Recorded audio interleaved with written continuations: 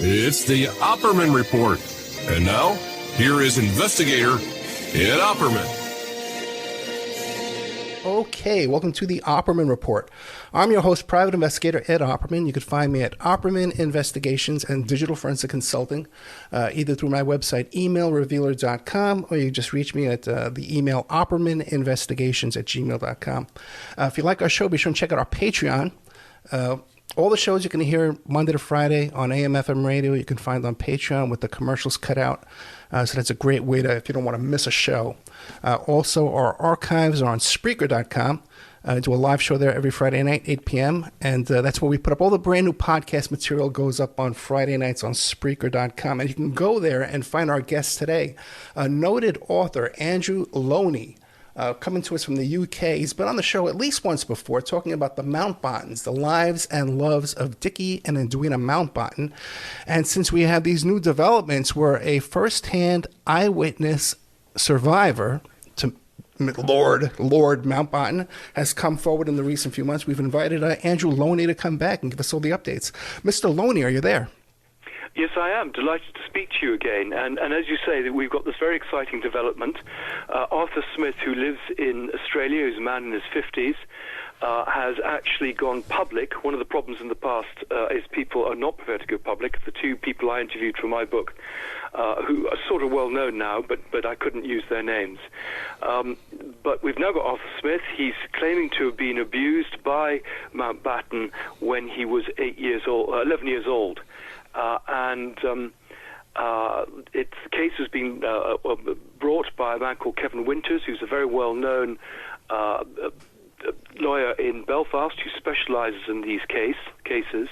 I've got a TV producer and journalist that I know very well who has actually interviewed Arthur Smith and is convinced that he is the genuine article. Of course, there's always the problem with fantasists turning up and making claims, and of course people with false memory syndrome. But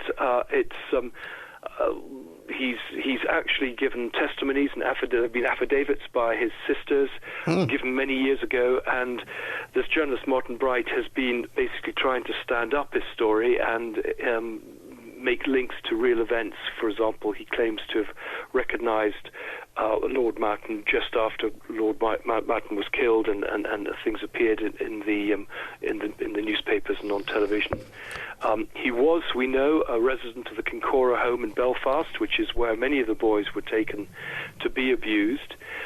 He's brought legal proceedings against a number of institutions in Northern Ireland, and also against the Mountbatten family. And this is for negligence, breach of care, and the fact this has gone to the High Court suggests that there's a very strong case here. And of course, there have been lots and lots of rumours about Mountbatten, but this seems to be the tipping point, and we're hoping that maybe other victims will come forward, impressed by his that he is prepared to go public on this, and justice will, I hope, finally be given to many of the victims. One of whom I know committed suicide or was killed as a result of his abuse by Mountbatten. That's tragic. I wasn't aware of that.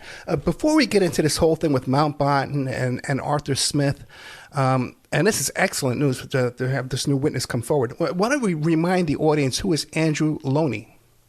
Right, who's Andrew Lownie? Well, I'm a British historian. I've written a series of biographies. I'm a president of the Biographers Club. I was a fellow of a Cambridge college, and I have held visiting fellowships and professorships at various places. I've written a series of books, ranging from a biography of the writer John Buchan and the spy Guy Burgess, to a series of books on the royals. My most recent book is a book called Traitor King, which shows, I think, pretty convincingly, using documents, and I always have documents to back up everything I say, that the Duke of Windsor, the former Edward VIII, was not an unwitting dupe of the Nazis, but was an active intriguer with them. So the books tend to be controversial. They tend to do quite well. Both these royal books have been Sunday Times bestsellers. They've been published in the States. In fact, the paperback of Traitor King, I think, only came out last week, and it's just, I think, been voted, one of the top 8 royal books of all time by Town and Country. And the Mountbatten book came out in 2019, but I've continued to work on it. In fact, I've had a famous case over the last 6 years to ensure that some 30,000 pages of the Mountbattens, both Dickie and Edwina's diaries and the letters between the couple, have been made public. They were bought with roughly $5 million of public money to be open, but were never opened by the government. And that, of course, has revealed a lot of new information about the couple. And for those who don't know who Mountbatten was, he was regarded as the honorary granddad of Prince Charles. He was the uncle of Prince Philip, married to the Queen. He was the last Viceroy of India, and he eventually ended up as head of the British Armed Forces. So a pretty interesting career. He was also Supreme Allied Commander in Southeast Asia during the war, working with MacArthur. So my book had a lot of American material in it. He was a great friend of Roosevelt. He honeymooned with Charlie Chaplin at Douglas Fairbanks' home. So there's some very, very good, strong American stories in the book. And, of course, he was murdered by the IRA in August 1979. Yeah, with the two young men on his boat. No, the two men who were abused, that I interviewed, were abused in August 1977, 2 years before. But what is quite revealing is that we know that the security had a checkpoint, and they took the car numbers of all the cars coming into this, what was his Irish home on the west coast of Ireland. And we know that those numbers have been kept, but they're refusing to release them. And indeed, all the papers relating to Mountbatten's death remain closed over 40 years after his death. The argument is that it's still an active murder investigation, which is not true. In fact, one person has already gone to prison. He's come out under the Good Friday Agreement, and there's no appetite to pursue this case. So there's something that's being covered up, and people have made suggestions that one of the reasons that he was not keen on security, in fact his security on the year he died had been reduced, even though there was an enhanced security risk. There had been various attempts on his life in previous months, was because he wanted the freedom to be able to indulge in his paedophile tendencies. One of the things I did find in my research was that he possibly himself was abused by the man who eventually married him, a man called Frederick Long, who was a teacher who tutored him when he was a teenager. Now, what about, because we just had the recent coronation of King Charles, and even here in the States, this thing went on ad nauseum for days and days and days. Did any of this bubble to the surface during that week-long pomp and circumstance? Well, we've had the funeral of the Queen. That was, I think, what you're referring to. We've got the coronation of the King in May. And I think there was a general feeling of great sadness when she died. She'd, of course, been on the throne for over 70 years. And I think there was a great deal of deference that they wouldn't raise any of these matters. Though the Arthur Smith story, when it broke, had quite a lot of publicity, indeed, around the world. And I think that's an indication of how seriously it was taken. That story began really in mid-October. The Queen died at the beginning of September. So there was a bit of a gap before the press began to deal with these things. Gotcha. Okay. Now, Arthur Smith, we know for a fact that he was one of the wards there at the Kinkora School for Boys. Yes, we do. Yeah, we do know. So that can be absolutely verified. And he went off to live in Australia. He kept quiet about it. He's not the sort of person. He has had a history of mental health problems, as a direct result of his experiences in Kinkora. So there's a lot of evidence to suggest that he certainly was abused. I think the question to establish is whether it was Lord Mountbatten. One of the problems we've always had is trying to locate Mountbatten in Kinkora himself, but most of this abuse didn't take place in Belfast. It was taken in country houses outside Belfast, including Mountbatten's home on the west coast. There was a sort of Anglo-Irish vice ring, and these rich men basically had these very vulnerable boys brought to them to have their wicked way with. But, it's extraordinary. The Historical Institutional Abuse Inquiry found that 39 boys were abused at Kinkora. and several people went to prison for it. The real reason it's all been covered up, not just that Mountbatten was a member of the royal family, but Kinkora was in effect like Salon Kitty by the Germans during the Second World War. It was used by the intelligence services to compromise people as an intelligence listening post, because many politicians used it, and they were able then, of course, to blackmail these politicians. So it's a pretty sordid story, and the files on Kinkora still remain closed, even 30, 40, 50 years later. And though we've had inquiries, they've always had very prescribed terms, they've always had carefully chosen judges, and I don't think we've got the full story yet. But there have been some recent developments with Kinkora, correct? Well, I mean, there are always journalists looking at Kinkora. I managed to get some Kinkora files released after a long campaign, but the files that were released had been basically weeded, and there was very little information in them. So there is a real stalling process going on by the government to not let this stuff come out. But we know that there will be further depositions on Arthur Smith's behalf next month, and hopefully that will, in a sense, take the story forward.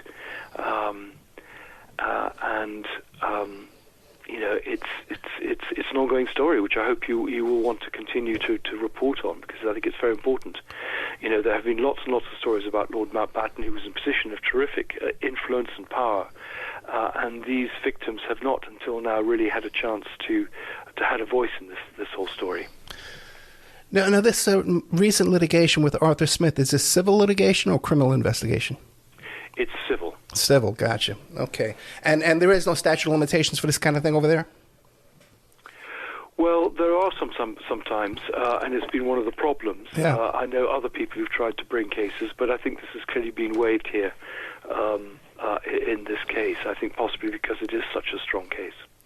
Now, you mentioned also, too, that Kinkora was used for intelligence purposes, for a blackmail, like honeypot-type stuff. You're familiar with the story with Richard Kerr and his allegations? Yes, well, I know Richard Kerr, yes. And his allegations against Roy Cohn. What do you make of those allegations? I believe them. I've seen the pictures, and I think that's it hasn't been very widely reported, but I think the evidence is there very clearly. There's a journalist called Joseph de Burke who's reported a lot of this in something called Village magazine in Ireland, and he's got chapter and verse on all these things.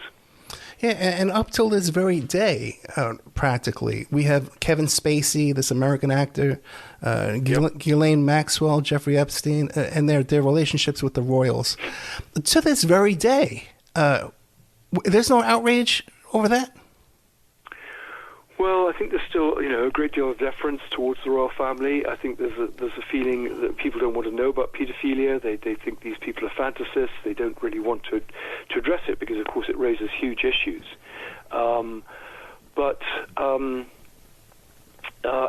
There is, as I say, I think we're reaching a tipping point. More and more people are coming forward. I mean, Richard has now appeared on podcasts and things talking about it. There's another man called John McMahon, who's an American lawyer, who's also talked.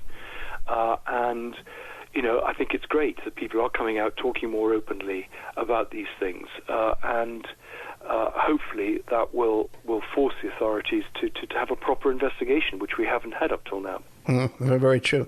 Now, some of these things with Richard Smith, it talks about how he was brought to Classybound Castle in Mulgamore. What can you tell us about that? Well, the two victims that I interviewed for my book, who I call Sean and Amal, they were brought to Classybourne, and one of the reasons I believed them was they were able to give very detailed accounts of Classybourne, which was Mountbatten's home on the west coast of Ireland in a place called Mullaghmore. Arthur Smith seems to have been abused in Belfast, as far as I remember. So it's a slightly different story there. But they were all part of, they were tended to be brought to these country houses outside Belfast. So the problem is that a lot of this stuff, hasn't been made public, and I've only got a little bit of information from the journalist who's interviewed Arthur Smith, but he certainly this is a hardened journalist, TV investigative journalist who believes him, which is good sign, because clearly one wants to be careful with all these cases, that these are genuine victims and not people who are somehow taking advantage of the situation and trying to get some sympathy. Yeah, right. You've brought that up several times, these fantasists who seem, and because it happens here too with the Maxwell and Epstein case, I see it all the time. These people who insert themselves into these cases for some type of a personal notoriety. What do you make of that? Do you think these people are just fantasists, like you say, or perhaps being inserted in to cause confusion? Well, I think there's a mixture of both. Yeah. I think there are also the people who, there are a lot of people who do have false memory syndrome. I mean, there's a man, when I was doing the Mountbatten book, who claimed to be the illegitimate son of Mountbatten, which he couldn't be. I just was able to check him out. So there are a lot of these people who sort of want to write themselves into the script, and I think what often happens then is the authorities see this is a way of discrediting any victim coming forward, and they encourage these people. They perhaps have tame journalists who interview them, and then of course they destroy them. And by discrediting one lot, they hope that people will feel that everyone should be discredited. So there's certainly black ops going on the whole time, and we know this because there's a whole history of these sort of engagements. There's a well-known sort of campaigner called, I'm sure you will know, called Colin Wallace, who was a British intelligence officer, who was himself,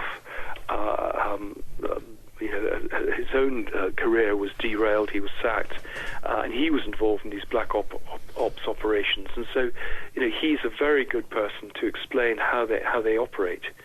There is some sort of dark state operating, which is very, very worrying. Yeah, I've had Colin Wallace on the show, and they actually set him up for a murder case, threw him in prison, and when he gets out, they overturn the conviction.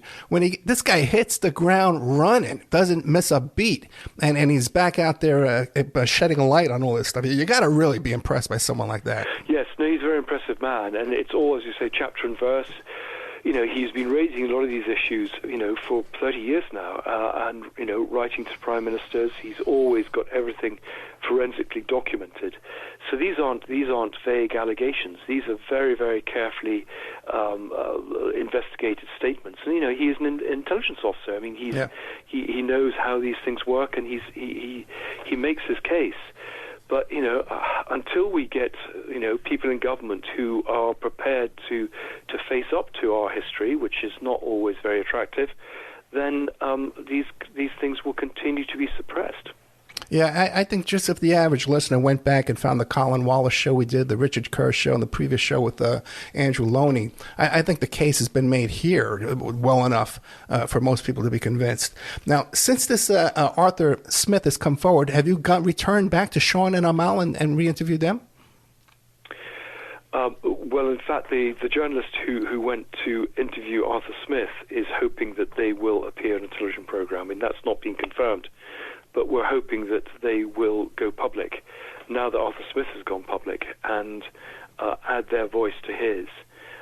And I haven't interviewed them because, there's already plans for this TV program.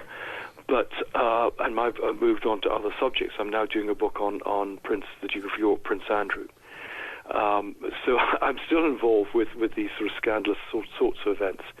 But I hope that they will go public, either on television or with interviews in the press, and we will get a bit more detail of their story. But of course, it happened a long time ago. They were very young, pretty traumatized, and as you know, it's very difficult to get completely accurate accounts of something. I mean, I couldn't remember what happened to me, however awful, when I was 16. So, but I think the more people we have saying similar things. And what I thought was interesting about the Arthur Smith case is the abuser behaved in a very similar way as he did to Sean and Amal. He was very diffident, rather apologetic about his behavior, embarrassed by it, and that's exactly what So what Arthur's saying and what they're saying is very similar. Now, for the three survivors, did they refer to him as Dickie, or did they know him as to be Lord Mountbatten? No, they didn't know who he was. They were just brought to him. And it was only when they saw pictures of him on television, I think all three of them, that they realized who this man was. But they wouldn't have been given his identity.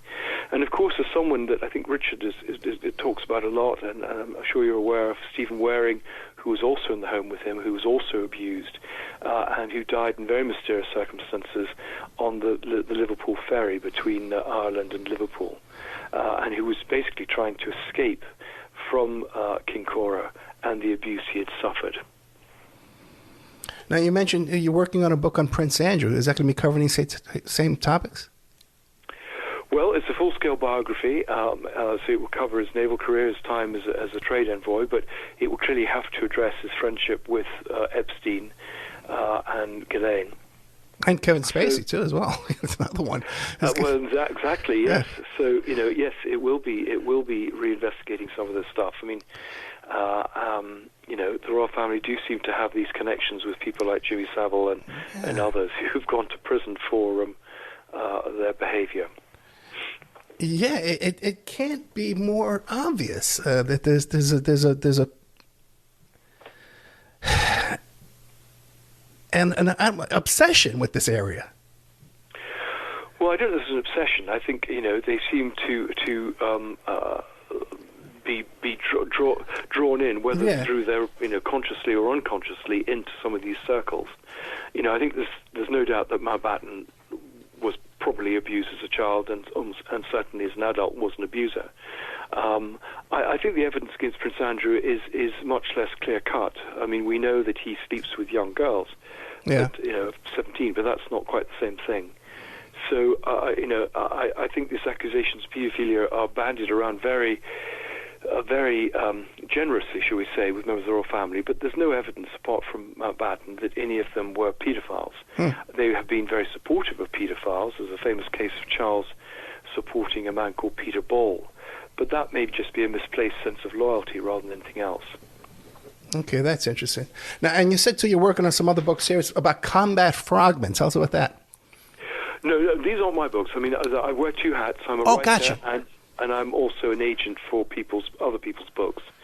So you were just asking if there are some interesting books coming up, and those were two interesting books that were coming up in the new year. One, the war that's going on beneath the oceans. We're seeing cables being cut, all sorts of things, the fight in the Arctic.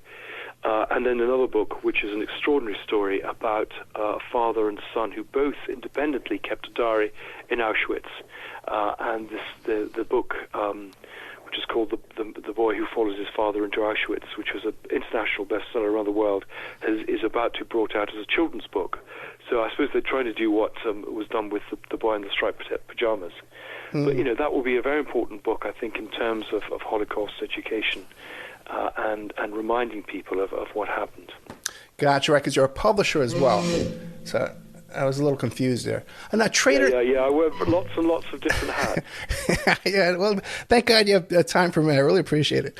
Trader King, the scandalous exile of Duke and Duchess of Windsor. Now, you make a good case here that they were Nazi sympathizers. They were, yes. I mean, it's based on very extensive primary research and archives around the world, including the intelligence services files from Portugal and France, and FBI files in Britain. But there's lots and lots of other material. There's a lot from private diaries. There's a lot in papers, for example, from the Roosevelt Library. There are... I went to the Royal Archives. I was the first historian to look at the papers there. So this is all primary material which backs up the case that he was basically a stooge of the Nazis. He was prepared to come back in the summer of 1940 when it looked like Britain might be invaded, and to come back as a puppet king, replacing his brother and Churchill. And he was communicating with known German agents in code, which was a criminal offense he could have been executed for. He continued to the end of his life to believe that Hitler was a good chap and the Holocaust wasn't a bad idea. So he was a pretty unreconstituted Nazi, and that was one of the reasons why British officials were not keen on him becoming king. The abdication is often seen as the story of a man who gave up the throne for the love of a woman, but in fact it wasn't a great love affair. She hated him, was bored by him, treated him very badly, and felt chained in a marriage that she never wanted. And what really happened in 1936 was a sort of palace coup, that he was deposed using the excuse of Wallis Simpson as a divorced American woman to get him away from the throne because of his Nazi sympathies. He was already beginning to get involved in politics. He was downplaying, for example, the remilitarization of the Rhineland. He was indiscreet with the secret papers he was given. He was, in fact, put under Secret Service surveillance by his own father before he came to the throne. And he was just seen as a security risk. So it does challenge quite considerably the story. And indeed, even when he was governor of the Bahamas, and they thought they got him out of the way, he was still lobbying the isolationists in America to try and keep America out of the war. You mentioned several times that you had access to these private archives. Now, is that due to your reputation, or do you have some kind of special influence? No, what I describe as private archives are for example, things like the Roosevelt Library. Yeah. Sometimes there's a lot of material, private papers deposited, for example, in Boston. There's a lot of archives around the States have collections of private papers. So that's what I mean there. The public papers are clearly the ones in public archives, like the National Archives in America and in Britain. And I made great use of archives in, for example, the Bahamas, which hadn't been weeded. But I also rely on getting in touch with families who often have private diaries or papers or memories. And one of the really important sources are what's called the Windsor File. And this was basically 70 pages of captured documents found at the end of the war when the Germans should have destroyed them, which is communications between the German embassies in places like Lisbon and Madrid to Berlin, reporting on their dealings with the Duke of Windsor. So there's a lot of evidence to back up the case. So, but this would be like the Duke of Windsor's personal allegiance, or his personal philosophy would be Nazism, but he would not have influence over the civilian government and the civilian army? How does that work? Well, the idea was if the Germans invaded Britain in the summer of 1940, which they might well have done, that they would have got rid of Churchill, the Prime Minister, and got rid of King George VI, and they would have installed their own leader. So they would have had a sort of a figurehead monarch. They would have put the former Edward VIII, the Duke of Windsor, in that position. And that would have been, I suppose, a way of keeping legitimizing their invasion, saying, well, here's your former king, he's here, he's supporting us, you should collaborate with us. So, his powers would have been more, I suppose, ceremonial than actually political powers. Of course, that would have been just done by the Nazis themselves. Terrifying. The traitor king, the scandalous exile of the Duke and Duchess of Windsor. What can you tell us about the influence of Mountbatten upon King Charles? Well, he was amazingly influential. I mean, as he had been to his mother. He was her great advisor when she first came to the throne in 1952. But Charles called him his honorary grandfather. He was the grandfather he'd never known because both of them had died before he was born. And or rather just after he was born, he was too young to remember them. And Mountbatten had only had 2 daughters, so this was the son he never had. And Prince Philip really didn't have much time for his son. He was busy. They were temperamentally very different. And Mountbatten took on this role, and he felt he was the future king. He could have some influence on him. He allowed him to come and had his own room at Mountbatten's country house where he could bring his girlfriends. They had long chats. They wrote to each other extensively. It was Mountbatten who gave him, for example, advice on his love life, that he should have lots of girlfriends and then find some virginal woman to marry, which is exactly what he did. So a very important influence. He was the one who encouraged him to go into the Navy and indeed pushed his own granddaughter, Amanda, to marry Charles. Charles actually did propose to her and she turned him down. So, I mean, he was very, very close to Charles, and Charles was absolutely devastated when he was murdered by the IRA in August 1979, and to this day remains very, very protective of his memory, which is why when I fought this 6-year legal battle to get access to these Mountbatten diaries and letters, Charles was very much a figure behind the scene, trying to prevent this material being released. And so then should we be concerned then that King Charles would want to keep suppressing this information? Yes, I think there's a real concern that there is a curated history of this country. I mean, I'm sure it's true of all countries, but we have laws which prevent us basically using any information based about the royals. A lot of their papers remain closed, or all of them, if for example, the Queen's papers, only some of them will be opened even 5 years after her death. We have papers going back to Queen Victoria which are still closed. So it's very difficult to tell the proper story if you don't have access to the papers. And there's a terrific loyalty within their own close circles. These are people they've known over many generations. I mean, families often, the son becomes the courtier and it's passed on to the next son. So these are people who are hardly likely to talk to historians and journalists. So it is very difficult to tell the full story.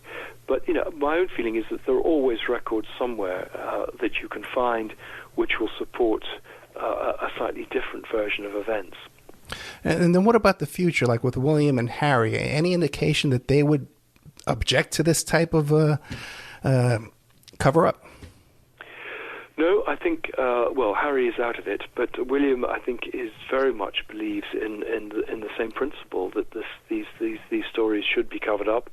It allows much more effective presentation of the good sides of the monarchy, which is what's important, the brand, and people don't want, of course, their dirty family secrets washed in public. So I don't see there's ever going to be a change until the laws are changed. And this Section 37 of the Freedom of Information Act, which exempts all royal documents from release, is changed.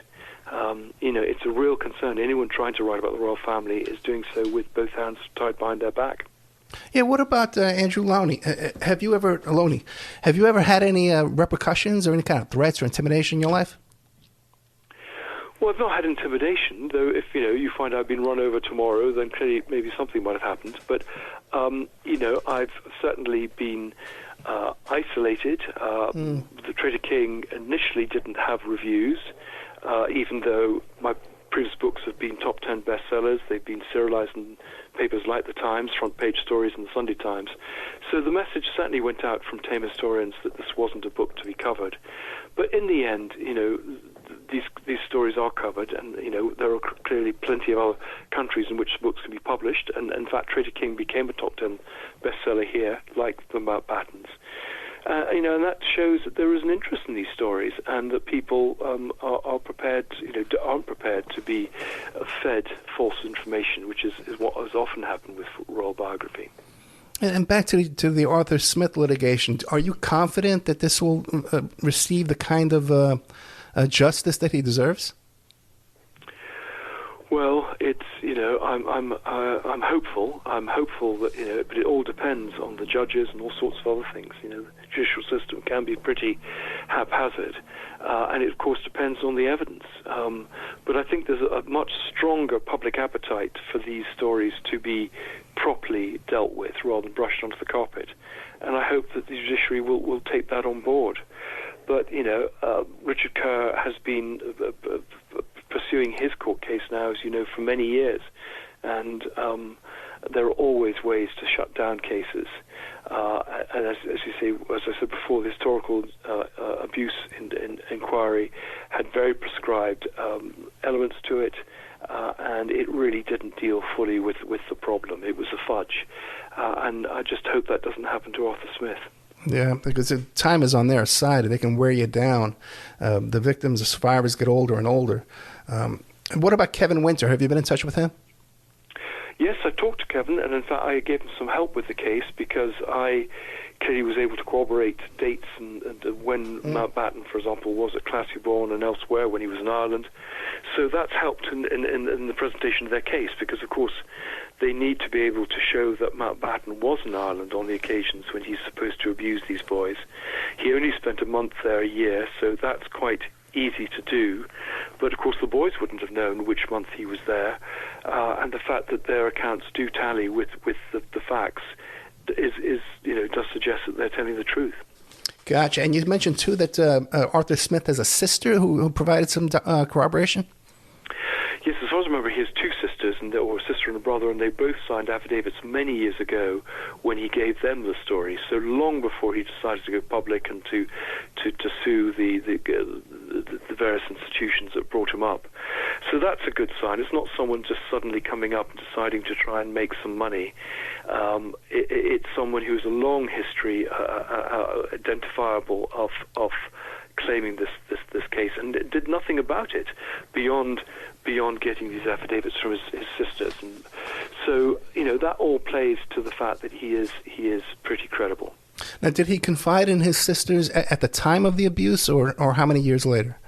I think it was many years later, as far as I understand. I think he kept it very quiet. He's a sort of rather macho man. I think, as far as I remember, he's a builder. And it's not the sort of thing that he really wanted to air with anyone. Oh, no. Can you imagine even 25 years ago when there was no internet, thinking that you're going to take on the royal family, with your story? Could you just imagine living your life that way for how old is this fellow, Arthur Smith? Well, I think he's in his 50s now. Yeah, 50, yeah. Just imagine, 25 years ago, trying to think that you could even deal with these kind of consequences. It was just unthinkable before we had the internet and podcasts and whatever. So what else? You've given us a lot of information here today. What would you like to leave us with? Well, on the Mountbatten case, I hope that people will take these cases seriously in amongst the authorities, that other people will come forward, and that there will be much more openness about our past, the terrible things that happened. We're beginning to look at our empire and all sorts of things again. It's time to look at what happened in Northern Ireland, what happened with how badly behaved the royals have been. I think one of the things that spurred this is we've seen the behavior of people like Andrew exposed, and it's forced a new sort of lens on the behavior of the royals, which has been covered up. And I hope that as a result we will have, we will have an accurate picture of the past rather than this, as I say, censored version that we've had up till now. And the whole part of this with the Troubles and the IRA, do you believe that it has been fully explained how much this type of blackmail and activity was wrapped up in all of that? Well, I think the activities of the intelligence services in Concora will probably never be known. Right. Most of those involved have now died. There was a man called Brian Gemmell, I think you probably know, who was another of the whistleblowers who's now died. A lot of the documents have either been destroyed or will never be released. And so I think a lot of these stories will just be lost. We will never really know the full truth because the evidence has gone. When did Brian Gemmell die? I think a few months ago. I think I interviewed Brian Gemmell. Yes, I'm sure you did, because he was another brave man, intelligence officer, who came forward and said this is completely wrong, and this story needs to come out.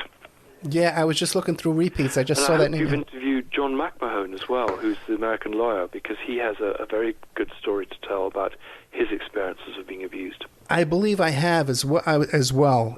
We've tried to do our best on this. You know what I mean? These are such tragic stories, and just think of those little kids living in that Concora home. Those little kids, Yeah. And some of them were following it to their homes. 11. Yeah. Just heartbreaking. Okay, we've been talking to Andrew Lownie. You can find him at andrewlownie.co.uk. We've been talking about a couple of his books, The Mountbattens, The Lives and Loves of Dickie and Edwina Mountbatten. And then more recently just came out as Traitor King, The Scandalous Exile of the Dukes and Duchess of Windsor. Andrew Lownie, thank you so much. It's been a pleasure. Thank you very much for asking me. Thank you, sir. Good night.